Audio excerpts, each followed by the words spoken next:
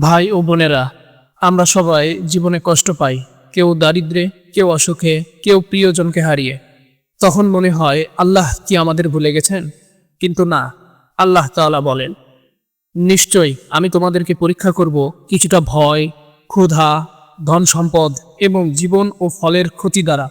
আর ধৈর্যশীলদের সুসংবাদ দাও। আল্লাহ তাআলা আমাদের পরীক্ষা দেন আমাদের ধ্বংস করার জন্য নয়, বরং আমাদের শক্তিশালী করার জন্য।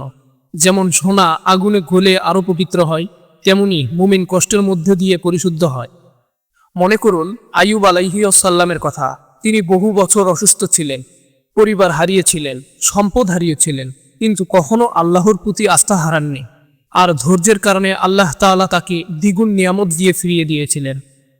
আপনি হয়তো আজ ঋণে জর্জরিত, হয়তো হতাশ, হয়তো একাকী, কিন্তু মনে রাখবেন, আপনি যদি ধৈর্য ধরেন, আল্লাহর কাছে দোয়া করেন, তবে আপনার কষ্ট কখনো বিফলে যাবে না। রাসূলুল্লাহ সাল্লাল্লাহু আলাইহি ওয়াসাল্লাম বলেছেন, যে মুসলিম কষ্টে পতিত হয়, এমনকি একটা কাঁটা বিঁধলেও আল্লাহ তাআলা তার গুনাহ মাফ করেন। অর্থাৎ কোনো মুসলিম যখন কষ্টে থাকে, এমনকি যে কোনো ধরনের কষ্ট হতে পারে, ছোট্ট কষ্ট যেমন একটা কাঁটা ফুটলেও আল্লাহ তাআলা তারপরে তাকে গুনাহ মাফ করে দেন। তাই ভাই ও বোনেরা, আপনার জীবনের কষ্টকে ঘৃণা করবেন না। এটা আপনার জান্নাতের টিকিট হতে পারে। আজ রাতেই 2 রাকাত নফল নামাজ পড়ে আল্লাহ তাআলার কাছে বলুন, হে আল্লাহ, আমাকে ধৈর্য দিন, আমাকে মাফ করে দিন।